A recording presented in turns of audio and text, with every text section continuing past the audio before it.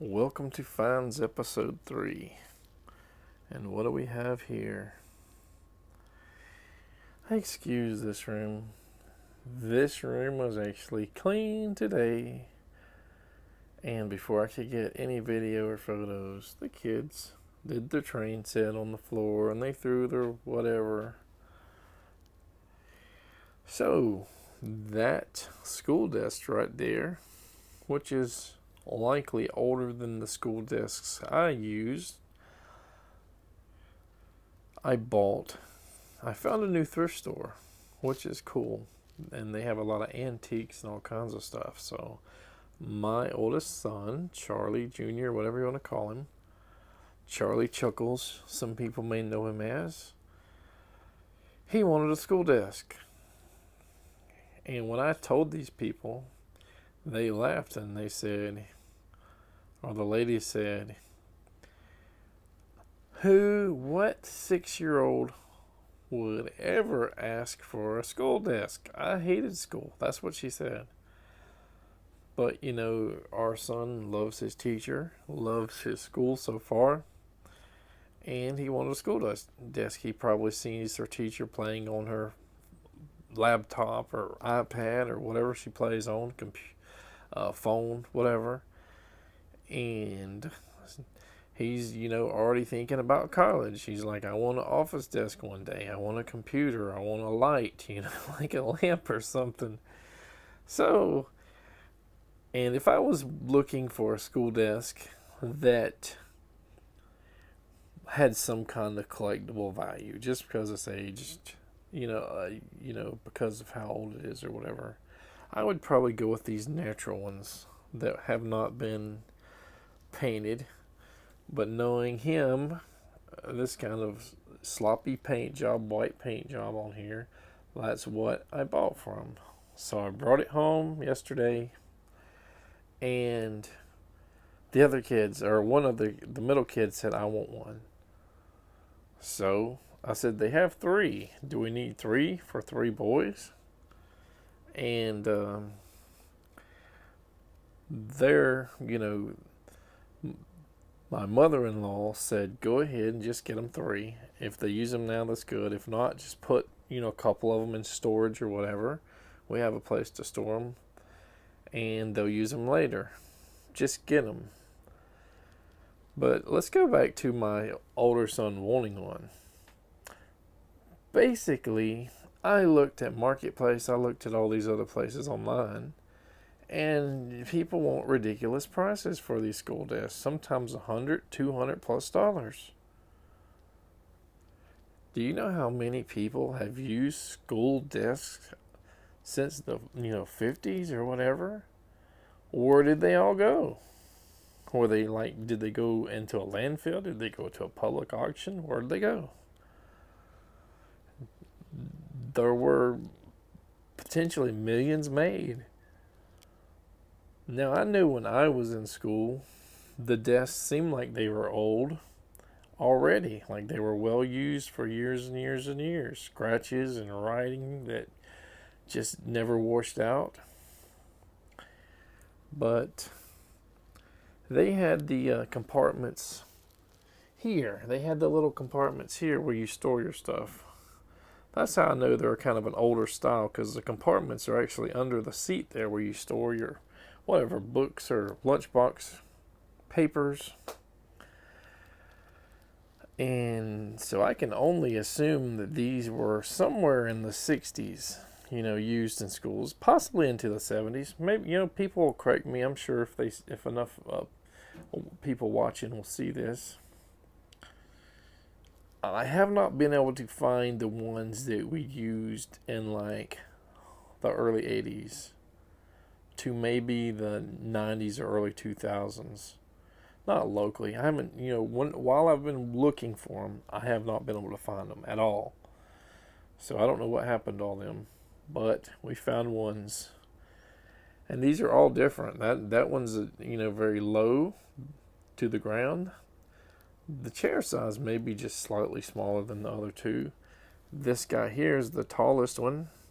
And this one, I guess you would consider this a right-handed desk with like an armrest here. So JJ's, I believe, left-handed, so this may not work for him. But either one of them he could use. Here's the price: $15 a piece. So $45 for 3. Yeah, I mean, if you've watched episode 1 or 2 of Finds, or even my Finds of the past, you're probably going to say, well, what the heck? This isn't video games, this isn't music instruments. But, we're looking for whatever, that is like old, cool, retro, a deal based on looking, like I said, at online marketplace and stuff. This is a really good deal. And, you may live in an area where these people just give these away, or they're $5 a piece. I don't know. But in this area, there aren't many available. Well, maybe this is what you come for. Video games. NES. Bugs Bunny Crazy Castle. Not a super expensive game. I found this at the same thrift store that I bought these desks from. $2. It's worth probably $8 to $10. Maybe $15 if you really find somebody that wants it badly. But, when you look at online prices, eBay prices, when stuff are $14 or $15, that includes shipping and stuff. And when it doesn't include shipping, they go, maybe $7 or $8, $10. So $2, I could probably sell it at the flea market or something for, $7 and make a little bit. So, yep, you guys were expecting something like this, right? This is an Epiphone by Gibson. Kinda wants to be a Fender. Set this down a little bit. I might catch a little bit more light. It's got 2 single coil pickups, a humbucker, volume, and 2 tones with a, what's this, 1, 2, 3, 4, 5-way switch, rocker switch. Probably missing the knob there.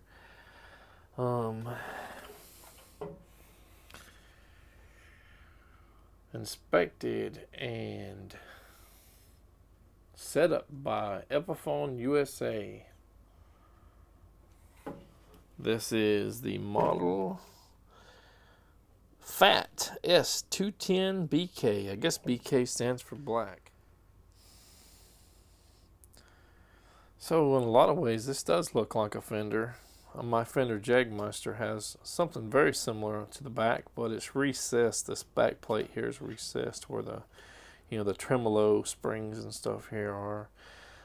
It did not include the whammy bar. It's got a little crack there. Got a little crack there. Like I said, it didn't include the whammy bar, but I wonder if my Jagmeister's whammy bar would fit there. So, for the price this guy was wanting for it, I said, what's wrong with it? That's what I asked myself.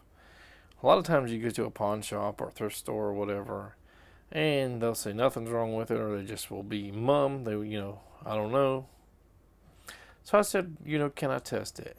Here's what I saw first, is this pickup is like, it's fallen down there. The screw here is not even attached to a spring or anything. I have not taken this apart. I don't know what's going on here. So they did not have an amplifier. So I said, well, can I bring my little portable system, testing system, back when I come back? And I used the Ceramonic Smart Rig Plus audio interface for the iPhone. And I did not even hook it to the iPhone, because you can test stuff without connecting it, to, your DSLR camera or camcorder or iPhone or whatever. So I brought that back. I tested it. The humbuckers are good. This single coil pickup is good. This one here is very weak. So yes, recessed in there. Could it be like a grounding issue, loose wire, or is it just a bad pickup? Best case scenario is that I won't have to replace that. It can be fixed, for free. So he was wanting $50 for it. After I tested it and I said, this pickup is bad, he went down to $40.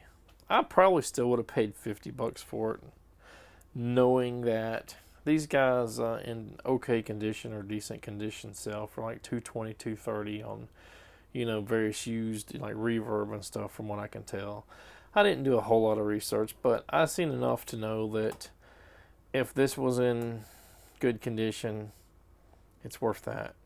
And it's possibly or probably still worth it, even if I had to replace just this single coil pickup.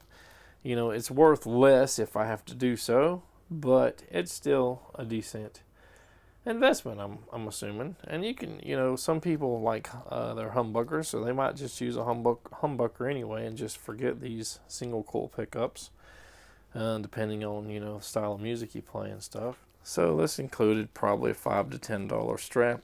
If it was new, that's always a plus. I have one like expensive strap that was like custom etched and engraved or whatever, $50-$60. I don't need that for each random guitar or bass or whatever that I get. This is all I need. So the action, I would probably try to lower the action a little bit. It's not bad, not terrible, but I wouldn't even replace the knob there. There is no scratchiness in the switch, the volume, or either of the tone control knobs, so I'm assuming none of that, not cleaning that would not fix this pickup issue. For $40, and I brought it home. I put it on the Vox Valvetronic amplifier I just got at a pawn shop, and it's in episode 2 of Finds, that I got, I believe, for a great deal.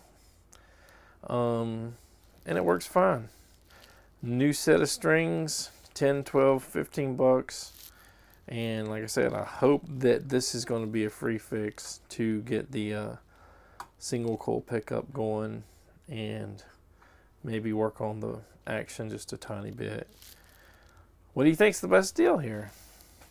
The $40 Epiphone, $15 school desks, or the NES game for $2?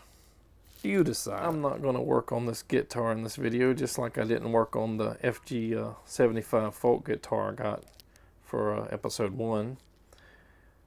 But we may, just like that video, we may do an update video on it, and we may do an update video on this. New strings, new action, working on the pickup or whatever. Try to find a whammy bar here and demo it out, maybe on the Vox Valvetronics amp or the Marshall little mini stack or whatever we want to hook it to. All right, guys, take care.